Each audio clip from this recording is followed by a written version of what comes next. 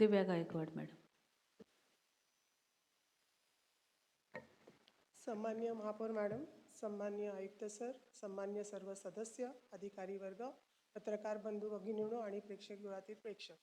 आज या अर्थसंकल्पावर बोलत असताना सर्वप्रथम मी एक नवी मुंबईची नागरिक म्हणून आणि ज्या जनतेने मला विश्वासाने या सभागृहामध्ये निवडून पाठवलेलं आहे त्यांचं प्रामाणिक मी मत मांडण्याचा प्रयत्न इथे करणार आहे. महाराष्ट्राचे महायुती सरकारमधील माननीय मुख्यमंत्री देवेंद्र फडणवीस सर, उपमुख्यमंत्री एकनाथ शिंदे सर व सुनेत्रा अजित पवार मॅडम यांनी राज्याला $1 ट्रिलियन अर्थव्यवस्था बनवण्याचा महत्त्वाचा असा ध्यास घेतला आहे आणि या दृष्टीसाठी पायाभूत सुविधा, PPP मॉडेल, शाश्वत विकास विशेष भर देण्यात येत आहे. हे निश्चितच स्वागतार्थ आहे. मात्र जर राज्याला खरोखर ट्रिलियन इकॉनॉमी बनवायचे असेल तर त्याची सुरुवात महानगरपालिका स्तरावर व्हायला हवी आणि आपली महानगरपालिका खरोखरच ही एक स्मार्ट सिटी आणि आर्थिकदृष्ट्या महत्त्वाचे शहर असल्यामुळे आपल्या बजेटमध्ये खालील बाबींवर अधिक ठोस भर देणे अत्यंत आवश्यक आहे. मोठ्या प्रमाणावर जो आपला इन्फ्रास्ट्रक्चर आहे, डेव्हलपमेंट जसे रस्ते, फुटपाथ, पाणी व्यवस्था, नाळे, PPP मॉडेलद्वारे प्रकल्पांची प्रभावी अंमलबजावणी, EV चार्जिंग स्टेशन व ग्रीन एनर्जी प्रकल्प, स्मार्ट पार्किंग व शहरी सुविधा, पर्यावरणपूर्वक व सस्टेनेबल प्रकल्पांची अंमलबजावणी, त्या अनुषंगाने अर्थसंकल्प आपण ही चर्चा करत असताना मी एवढंच सांगेन की सभापती जे आपले सभापती आहेत त्यांनी जो आपला हा अर्थसंकल्पाचं पुस्तक दिलेलं आहे 270 पानांचं आहे, पण 70 ताससुद्धा मिळालेले नाहीत. ह्या वर्षी मी समजू शकते, पण मॅडम विनंती आहे की पुढच्या वर्षी थोडा जास्त वेळ द्यायचा प्रयत्न करायला पाहिजे आणि जेवढं मी अभ्यास करू शकले त्याच्यावर मी माझं प्रामाणिक मत इथे मांडत आहे. पहिलं मी इन्कमवर बोलत आहे. तर इन्कमवर पेज नंबर 9वर 2022-23 आणि मी जे बोलणार आहे ते फक्त क्रोजवर बोलणार आहे जेणेकरून सभागृहाचा वेळ वाचेल. 2022-23ला आपण 1483 क्रोर्स पकडलेले आहेत इन्कम. 2023-24ला 1612 पकडलेले आहेत. जर तुम्ही डिफरन्स बघाल, राईज बाय 8%. 2024-25 1666 rise by 4%. 25-26ला 1905 rise by 15%.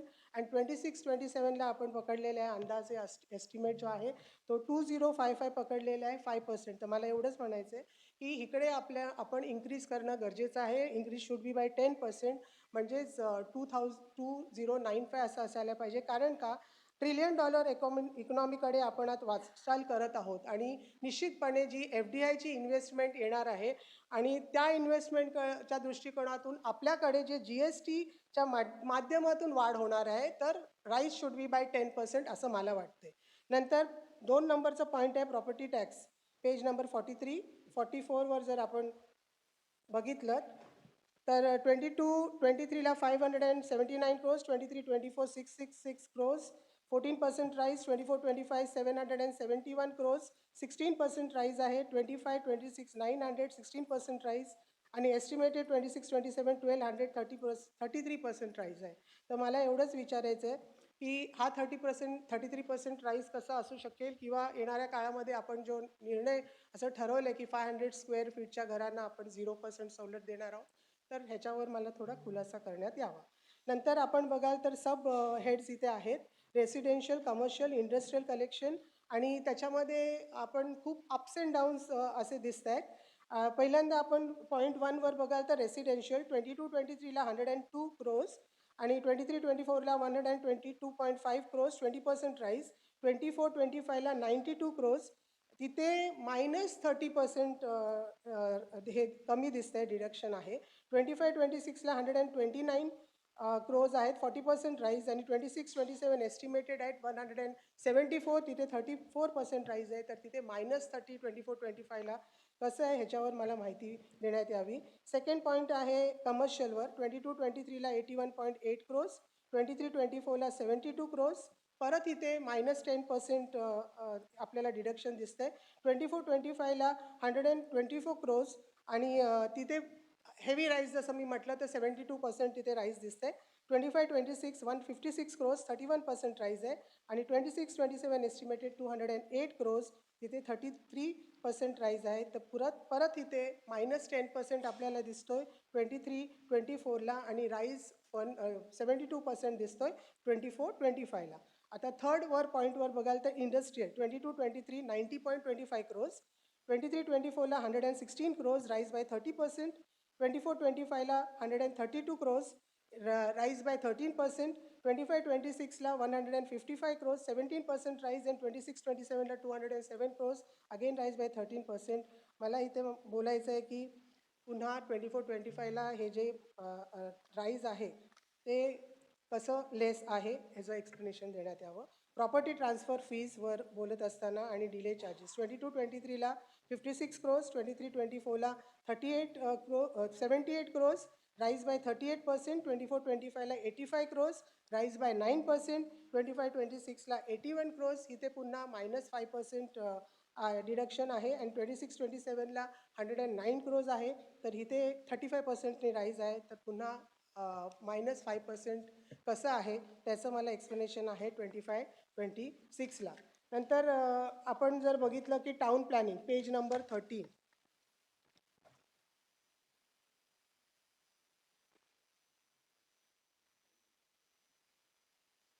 Page number 13 definitely town प्लॅनिंगचं अभिनंदन करू इच्छिते मी. गुड परफॉर्मन्स त्यांनी दाखवलेलं आहे. Really it is appreciable. चांगलं काम केलं तर ते चांगलंच बोललं पाहिजे. त्यांना टार्गेट दिलं होतं 342 crores आणि त्यांनी अचीव केलेलं आहे 470 crores. तो इट्स अ गुड थिंग. आता पॉईंट नंबर 3वर टाउन प्लॅनिंगवर बोलत असताना 22-23ला 263 crores, 23-24ला 300 crores again rise by 14%, 24-25 376 crores rise by 25%, 25-26 477 crores rise by 27% and 26-27 548 rise by 15%. इकडे आपण बघा 23 आणि 22 आणि 23ला जर बघितलं ते 25-26ला आपण इथे ऑलमोस्ट रेव्हेन्यू डबल हे केलेलं आहे आणि तरी आपण 15%च दाखवतोय. तो मला वाटतं हे इन्क्रीज व्हायला पाहिजे. आता फोर्थवर licence fees page number 13, 22-23 6 crores, 23-24 11 crores, 24-25 14 crores, 25-26 21 crores. Commissioner सरांनी जे एस्टिमेट पकडलेले आहेत 26-27ला ते 25 crores आहेत, बट स्टँडिंग कमिटीने 46.95 CR पकडलेले आहेत. आता ह्याच्यावर बोलत असताना हे मी हे पकडलेले आहेत. तर इन दिस मला हे बोलायचे जे आपले सब हेड्स आहेत A8मध्ये तुम्ही जर पाहिलं page number 49, income from advertisement banners, posters, hoardings, electric poles etcetera. ते जर पाहिलं तुम्ही तिथे तर 2021ला 3.6 crores, 21-22ला आहे ह्याच्यात मेन्शन नाही आहे पण मी मागच्या बजेटमधून ते काढलेलं आहे 2.9 crores आणि इकडे 22-23ला 3 crores जे इथे या बुकमध्ये दिलेलं आहे आणि 23-24ला 9 crores, 24-25ला 12 crores, 25-26ला 21 crores आणि 26-27ला 46.95 crores जे स्थायी समितीने पकडलेलं आहे. मला हे म्हणायचं आहे जसं आपण नवी मुंबईमध्ये एंट्री करतो वाशीमधून, ऐरोलीमधून किंवा घनसोलीमधून, तर आपण सगळीकडे आपण बघतो की होर्डिंग्स लावलेल्या असतात. पण तरी पण मला वाटतं की रेव्हेन्यू इथे कुठेतरी कमी आहे आणि मी हे का म्हणते की हे जे वर्ष आहे रेव्हेन्यू आपला का कमी झाला हे मी सांगते. कारण का 2019ला आपल्या महासभेमध्ये आपण एक म्हणतात ना आपण एक ऑर्डर हे आणली होती की स्ट्रीट लाईट पोल्स व पी बेसिसवर युनिपोल गॅन्ट्री होर्डिंग करता वर्क ऑर्डर दिल्या होत्या आणि त्या 3 ते 7 वर्षासाठी पर्यंत त्या दिल्या होत्या आणि त्याची माहिती मी तुम्हाला देते की महासभेमध्ये हे ज्या 4 हे आल्या होत्या त्या 6/3/2019ला वाशी टू तुर्बे लाईट पोल्स टोटल 1128 पोल्स त्याच्यावर ॲडव्हर्टाइजमेंट लावण्याबाबत. 1920ला 54.33 lakhs होते, 2021ला 99.33 lakhs होते, 21-22ला 1.8 crores आणि टोटल त्याचं होतं 3.33 crores. दुसरी वर्क ऑर्डर दिघा टू तुर्बा लाईट पोल्स टोटल 1025. 1920ला 35 lakhs, 2021ला 47 lakhs, 21-22ला 99 lakhs आणि total 1.81 crores. Third work order दिली होती palm beach Nerul Belapur light poles होते 1571. 1920ला 98 lakhs, 2021ला 1.2 crores, 21-22ला 2.5 crores आणि टोटल होते 4.71 crores. आणि आपण PPP युनिपोल हे गॅन्ट्री होर्डिंगचं हे दिलं होतं ते 1920ला 1 crores, 2021ला 3 crores, 21-22ला 5 crores आणि 22-23ला 7 crores, 23-24ला 8 crores आणि 24-25ला 10 crores. तर माझं एवढंच म्हणणं आहे की आपण जर हे टोटल केलं, जर फक्त आपण 2022-23 पकडलं तर टोटल येते 12.3 crores. आपण जर 21-22 पकडलं तर टोटल कम्स टू 10.3 crores. तर हे जे टोटल आपण केले फक्त 4 ज्या वर्क ऑर्डर दिलेल्या आहेत तर रेव्हेन्यू आपल्याला आला पाहिजे होता 12.3 crores. तर आपण इथे 22-23ला मेन्शन केलेलं आहे 3 crores. त्याच्यावर मला माहिती हवी आणि मी बाकी तर पकडलेलं नाही आहे, जसं त्या बुकमध्ये आहे की hotel licence, storage licence, industrial licence, cinema theatres वगैरे हे मी पकडलेलं नाही आहे. आता page number 17 grant loans serial number 1. 22-23ला आपण जर पाहिलं तर 70 crores आहे. 23-24ला आपण जर पाहिलं तर 58 crores येत आहे आणि 24-25ला 23 crores, 25-26ला 41 crores, 26-27ला 105 crores आहे. ग्रांट कमी होत चाललेली आहे वर्षानुवर्ष, from 41 crores to 105 crores. Double आपण इथे कन्सिडर केलेलं आहे. तर ते कसं, आणि हा इकडे एक ऑब्जेक्ट कोड पण मेन्शन केलेलं नाही आहे पेजवर. आता पेज मी बोलते 7 ह्याच्यावर, तिथेच 7 नंबरवर अमृत प्रकल्प अनुदान 2 या योजनेत पैसे आले आहेत आणि ते आपण कुठे वापरलेले आहेत त्याची माहिती देण्यात यावी. नंतर आपण अमृत प्रकल्प अनुदान 1 वर बोलतोय. आपण ह्या योजनेअंतर्गत 2015 ते 21 किती पैसे आपल्याला मिळाले, कारण पेज नंबर 8 वर 183 वर जर आपण पाहिलं तर 2023-24ला आपल्याला 2.98 कोटी इथे लिहिले आहेत. तर ते आपण कुठे वापरले. पेज नंबर 185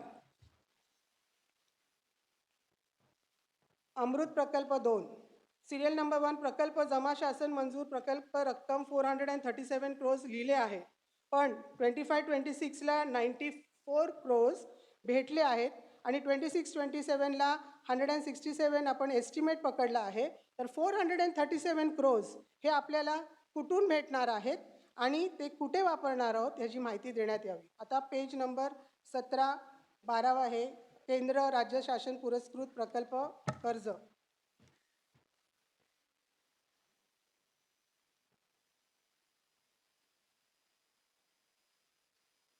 CNS हेडमध्ये आपण 500 crore कर्ज घेणार आहोत, पण ते कुठल्या प्रोजेक्टसाठी घेणार आहोत हे स्पेसिफिक माहिती त्याची दिलेली नाही आहे. आणि आपण हे 500 कोटी आहेत ते कुठे वापरणार आहोत ह्याची प्लीज सविस्तर त्याची माहिती देण्यात यावी. नंतर रेव्हेन्यू जनरेशन सोर्स आपल्या आपण रेव्हेन्यू कसं, महानगरपालिकेची आपली जुनी इमारत आहे. ज्या वेळेला ही इमारत बांधण्यात आली तेव्हा सांगितलं होतं की सगळ्यांना ॲकोमोडेट इथे केलं जाईल आणि ती जुनी इमारत आपण भाड्यातत्वावर देणार. तर निश्चितपणे असं केल्यानंतर आपलं तिकडचं भाड्याने दिला रेव्हेन्यू वाढेल, शिवाय खर्चसुद्धा आपलं कमी होईल. आता मी खर्चावर बोलत आहे.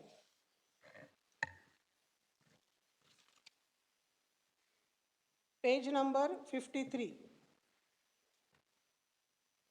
Civil engineer service and facilities. 10th number holding pond देखभाल दुरुस्ती 22-23ला 1 crores पकडले, 23-24ला फक्त 92 lakhs, 24-25ला 1.21 crores आणि 25-26ला 11 crores आणि आता एस्टिमेटेड आहे 26-27ला 50 crores.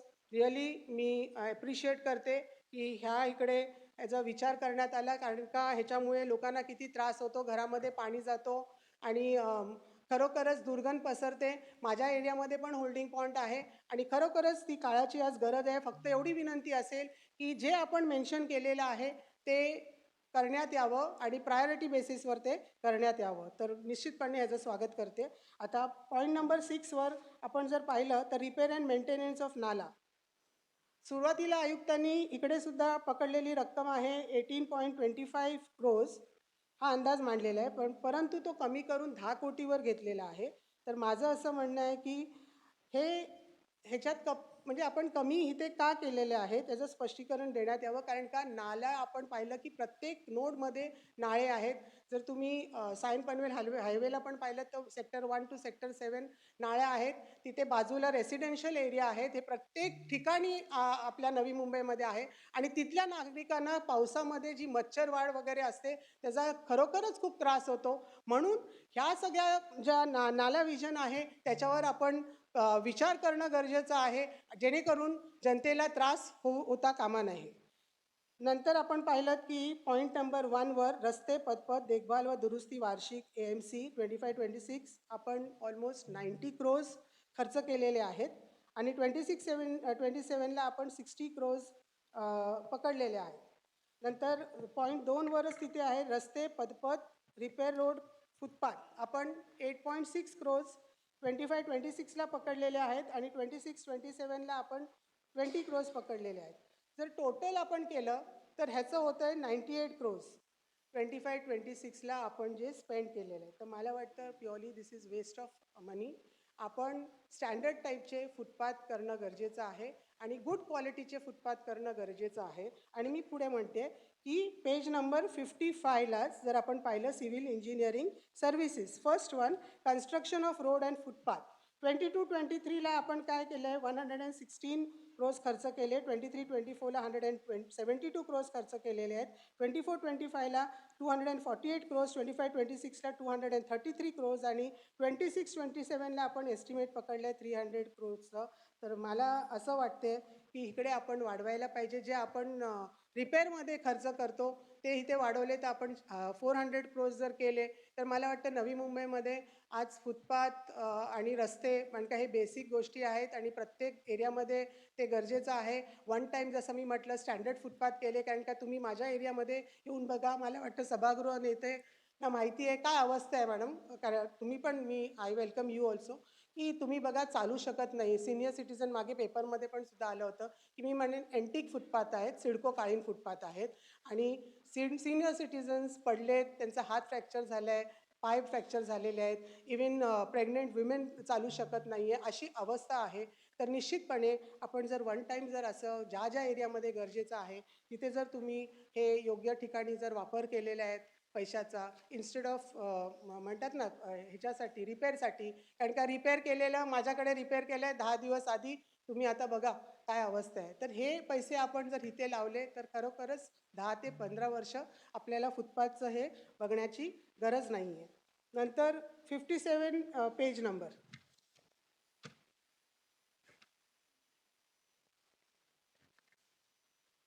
Electrical engineering service and facilities revenue expenditure point 8 operation and maintenance head office building electrical 25-26ला आपण 6.11 crores खर्च केले. 26-27ला आपण पकडलेत 6.09 crores. हेड ऑफिस इमारतीचं हे जे ऑपरेशन व मेंटेनन्ससाठी दर महिन्याला जवळपास मला वाटतं आपण 50 लाख रुपये खर्च करतो. ते मला वाटतं कुठेतरी जास्त आहे आणि आपण जेव्हा आपण म्हणतो की ही आपली ग्रीन बिल्डिंग आहे आणि त्यामुळे हे जास्त खर्च करणं कुठेतरी योग्य वाटत नाही आहे. आणि माझ्या माहितीनुसार ही जी इमारत आहे तिथे दर महिन्याला विजेचाच खर्चसुद्धा जवळपास 50 लाख इतका केला जातो, म्हणजे अंदाज नाही म्हणते. तर आणि इकडे आपण एकूण इकडे पकडलेला आहे विजेचा खर्च बजेटमध्ये 45 crores दाखवण्यात आलेलं आहे. मात्र त्यांचं बायफर्फिकेशन कुठेही दिलेलं नाही आहे. तो सर्व खर्चासोबत सविस्तर माहिती व स्पष्टता देण्यात यावी आणि तसेच खर्च हे नियंत्रणासाठी मला वाटतं आपण कुठेतरी उपाययोजना करणं अत्यंत गरजेचं आहे. आता त्याच पेजवर आपण बघाल page number 59 electrical engineering services capital expenditure .1 installation of new street lights. 26-27ला 7 कोटी आपण एस्टिमेट केलेलं आहे. मला वाटतं ते 10 करोड्स करायला पाहिजे. 4th पॉईंटवर स्ट्रीट लाईट इम्प्रूव्हमेंट 22-23ला 71 crores, 23-24ला 24 crores, 24-25ला 10 crores, 25-26ला 2 crores आणि आता 26-27ला सुद्धा आपण एस्टिमेट केलेलं आहे ते 2 कोटीचं केलेलं आहे. मला वाटतं इथे तरतूद करणं गरजेचं आहे, कारण का 22-23 आणि 23-24मध्ये जे आपण LED लाईट्स बसवलेले आहेत ते जर तुम्ही जाऊन पाहिलेले आहेत तर त्यांची आता क्षमता म्हणजे ते रिप्लेसमेंट करणं त्यांना म्हणजे त्यांची क्षमताच नाही आहे. खूप डीम झालेले आहेत लाईट्स. तर पोल बदलण्याची गरज नाही आहे, पण मला वाटतं ह्या लाईट्स बदलणं गरजेचं आहे. आणि प्रत्येक ठिकाणी ॲज अ सेफ्टी प्रिकॉशन मला वाटतं की where women feel they are safe, प्रत्येक नागरिकाला वाटतं की आजच्या युगामध्ये सेफ्टी ही प्रायोरिटीची गोष्ट आहे. तर जिथे जिथे नवी मुंबईमध्ये जिथे जिथे लाईटचे पोल किंवा लाईट लावण्याची बदलण्याची गरज आहे ते मला वाटतं आपण करणं अत्यंत गरजेचं आहे. आता page number 59, electrical vehicle charging station. सरकारकडून आपल्याला इलेक्ट्रिक वाहनांचा EV मोठ्या प्रमाणावर प्रोत्साहन दिला जात आहे, पण शासन निर्णय GR देखील या बाबतीत काढलेला आहे. केंद्र सरकारकडून EV वाहनांवर अनुदान, नोंदणी शुल्क व रोड टॅक्समध्ये सवलतसुद्धा दिलेली आहे. पण आश्चर्याची बाब अशी आहे की आपल्या महानगरपालिकेच्या 2022 आणि 2026 या कालावधीमध्ये इलेक्ट्रिक वाहन चार्जिंग स्टेशनसाठी 0 तरतूद करण्यात आली होती. पण पुन्हा एकदा मी ॲप्रिशिएट करते स्थायी समितीचं की 2026-2027 या वर्षासाठी त्यांनी 5 crores रुपयांची तरतूद करण्यात आलेली आहे. चांगली गोष्ट आहे, पण हे उपक्रम तातडीने करणं अत्यंत गरजेचं आहे. आणि त्या व्यतिरिक्त मला असं वाटतं की जे आपल्या खाजगी कंपन्या आहेत ज्या PPP तत्वावर EV चार्जिंग स्टेशन उभारण्यासाठी इच्छुक आहेत त्यांचा सहभाग आपण घेणं गरजेचं आहे, जेणेकरून हा जो प्रकल्प आहे तो वेगाने आणि प्रभावितपणे आपल्याला राबवता येईल. आणि पेट्रोल आणि डिझेलच्या ज्या गाड्या आहेत ते ज्याच्यानी प्रदूषण होतं आहे ते निश्चितपणे प्रदूषण कमी होणार आणि पर्यावरणपूरक शहराच्या दिशेने आपण एक महत्त्वाची पाऊल उचलू शकतो असं माझं मत आहे. त्याच पानावर page number 11, solar energy project. 26-27 आपण 100 कोटी रिझर्व केले होते. आपण 22 ते 26 बजेटमध्ये आपण पाहिलेलं आहे की फक्त काहीच त्याच्यामध्ये आपण 0 असं हे केलेलं आहे. तर मला वाटतं सोलार प्रोजेक्टला आपण प्रमोट करणं अत्यंत गरजेचं आहे. पुन्हा ते दिस इज व्हेरी इम्पॉर्टंट आणि PPP बेसिसवरच हे करणं गरजेचं आहे. आता pay and park capital expenditure A11 point number 1, 22-23ला 16 crores, 23-24ला 9.78 crores, 25-26ला 1 lakh, 26-27ला एस्टिमेटेड आहेत 3.3 crores. पार्किंग ही अत्यंत म्हणतात ना शहराची आज महत्त्वाचं असं हे विषय आहे आणि प्रत्येक नवी मुंबईमध्ये पार्किंगचा मोठा इश्यू आहे. आणि मला हे समजत नाही की आपण फक्त 3.3 crores ह्याच्यासाठी एस्टिमेट ठेवलेला आहे. कारण का समस्या ह्या खूप वाढलेल्या आहेत आणि ज्याचा त्रास जनतेला होत आहे. आणि म्हणून तुम्ही जर मी पुन्हा म्हटलं की प्रत्येक वॉर्डची ही गरज आहे. माझ्या वॉर्डमध्ये पण पार्किंगचे इश्यूज आहेत. फादर ॲग्नेल स्कूल आहेत, NMSC sports club, Sacred Heart, MGM hospital, असे किती इन्स्टिट्यूट आहेत. म्हणून ह्याच्यासाठी आपण प्रत्येक वॉर्डमध्ये भुयारी, अंडरग्राऊंड किंवा बहुमजले multi level parking smart system parking system करणं गरजेचं आहे. आणि पार्किंगच्या जागेवरून जे अतिक्रमण केलेलं आहे ते सुद्धा हटवणं अत्यंत गरजेचं आहे. आणि जमल्यास तर गार्डनच्या खाली सुद्धा आपण भुयारी पर्याय देखील विचारात घेऊ शकतो. तर इकडे जो आपण 3.30 कोटी जे ठेवलेले आहेत तर मला असं वाटतं त्याच्या जागी आपण 30 crores ठेवायला पाहिजे. आणि ह्या योजनासुद्धा म्हणजे ठोसपणे लवकरात लवकर करणं गरजेचं आहे. Page number 63, city beautification. 22-23ला 92 crores, 23-24ला 53 crores आणि 24-25ला 12 crores, 25-26ला 25 crores आणि 26-27ला कमिशनर सरांचा एस्टिमेट आहे 43 crores पण स्टँडिंग कमिटीचा एस्टिमेट आहे तो आहे 33 crores.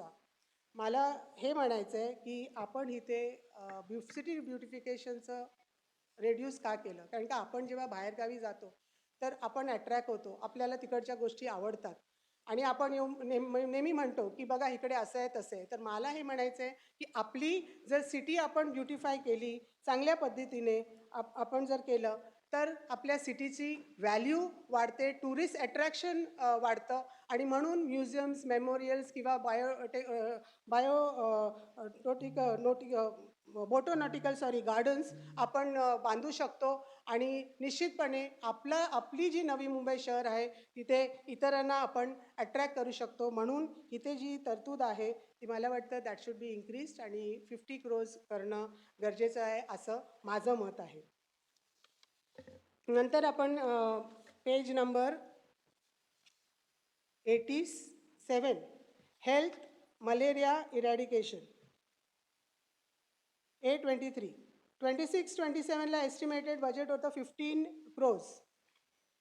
मला असं वाटतं ही वस्तुस्थिती आहे की सभागृहाला पटत असेल, सगळ्यांनाच माहिती आहे की मच्छरचा फवारणी करून मच्छरमध्ये कमी होत नाही आहेत मच्छर, पण ते वाढतच आहेत म्हणून आणि त्याच्यामुळे आरोग्याला त्रास होतो, मलेरिया पेशंट्स वाढत आहेत. म्हणून आपण ह्याच्याऐवजी we should go for some method to stop mosquito breeding like biological larvicide BTI त्याला म्हणतात आणि बायोलॉजिकल ट्रीटमेंट्स करणं पर्याय शोधणं गरजेचं आहे.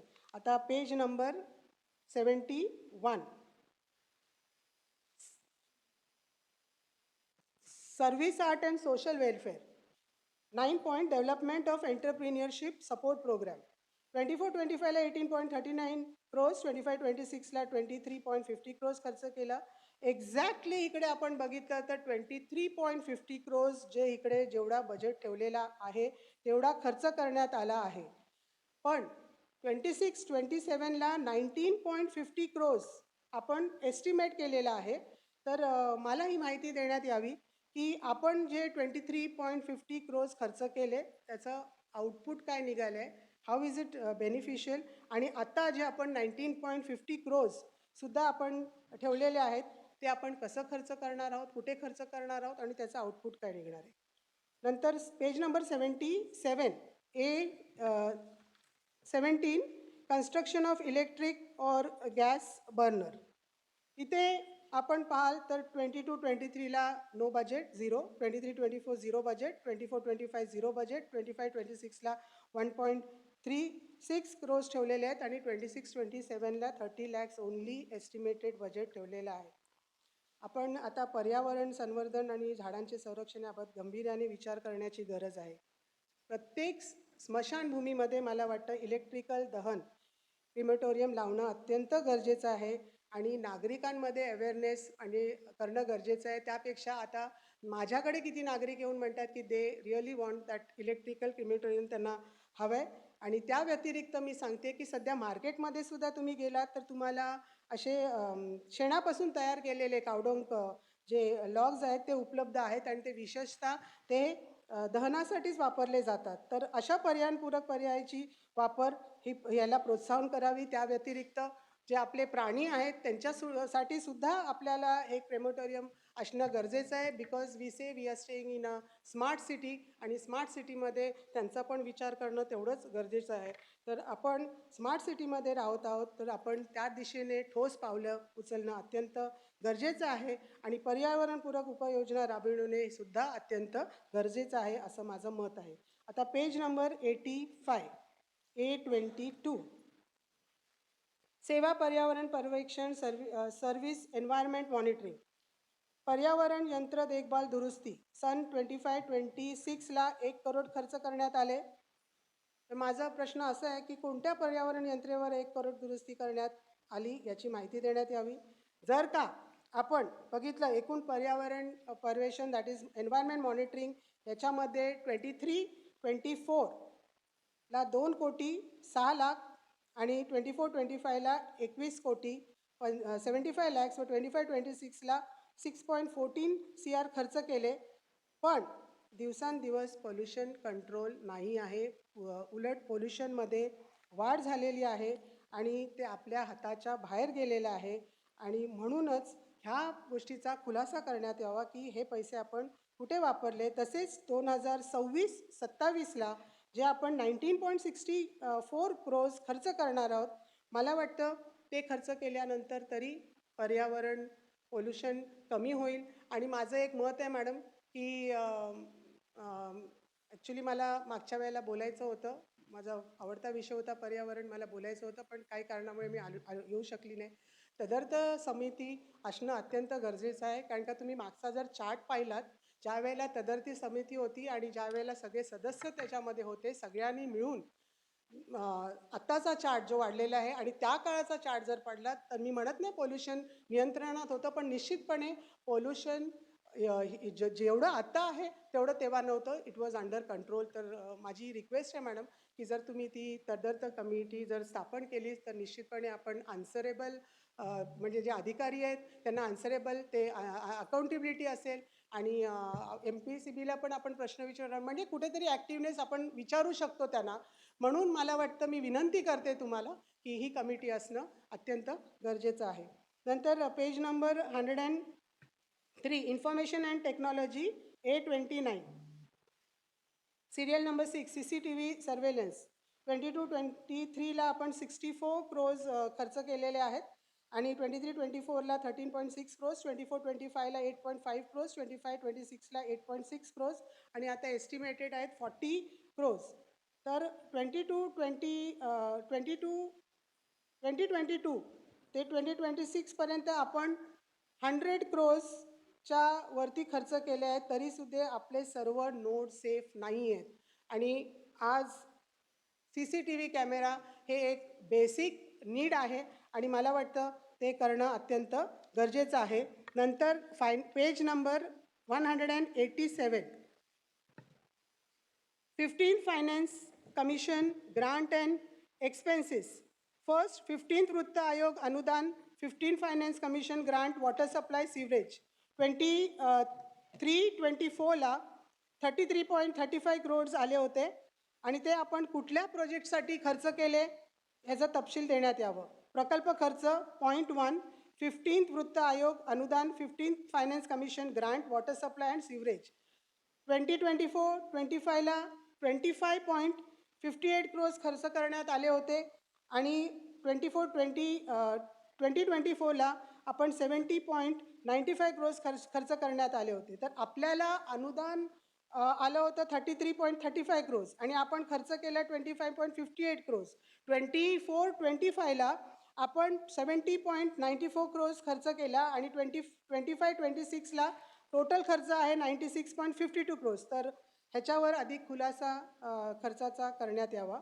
नंतर .2 वरच 15 वित्त आयोग अनुदान 15 finance commission grant air quality 25-26ला 16.40 करोड जमा झाले, पण एअर क्वालिटी एक्सपेन्समध्ये 2020-25ला 5.42 क्रोर्स आणि 2025-26ला 17.22 क्रोर्स खर्च केला. हे एकूण जर तुम्ही बघितलं तर 22.64 क्रोर्स हे कुठे खर्च झाले त्याची सविस्तर माहिती देण्यात यावी. आणि शेवटला मी म्हणेन की पेज नंबर 109 परिवहन उपक्रम अनुदान MMT A23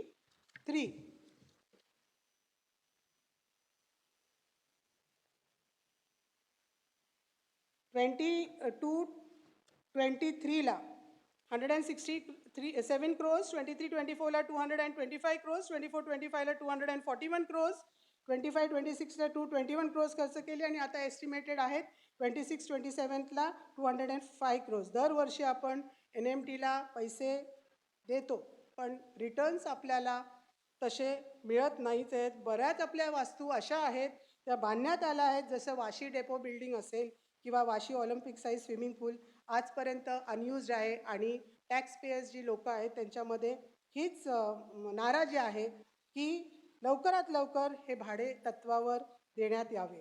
एवढंच माझं म्हणणं आहे आणि माझ्या मते की आपण 2026 ते 2031 हा कालावधी नवी मुंबई शहरासाठी सुवर्ण काळ ठरू शकतो जर आपण योग्य नियोजन आणि ठोस अंमलबजावणी केली तर हे शहर सर्व सुविधा संपन्न बनू शकतो.